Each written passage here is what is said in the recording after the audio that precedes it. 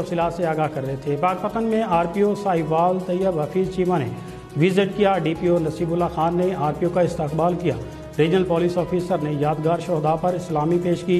پاک پتن سے عمیر حسن کی رپورٹ۔ آر پی او ساہیوال نے پولیس لائنز پاک پتن میں کوت اینٹی رائٹ سٹور اور آر ایم سی کا وزٹ کیا اور ریکارڈ چیک کیا۔ آر پی او ساہیوال طیب حفیظ چیمہ نے ڈی پی او آفس پاک پتن میں ضلع پاک پتن کے پولیس افسران کے ساتھ تعارفی میٹنگ کی۔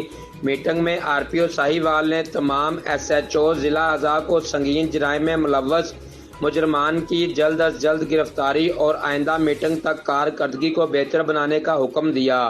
آر پی او ساہیوال نے بعد ازاں دربار حضرت بابا فرید مسعود گنج شکر کے مزار پر حاضری دی، پھولوں کی چادر چڑھائی اور فاتحہ کی۔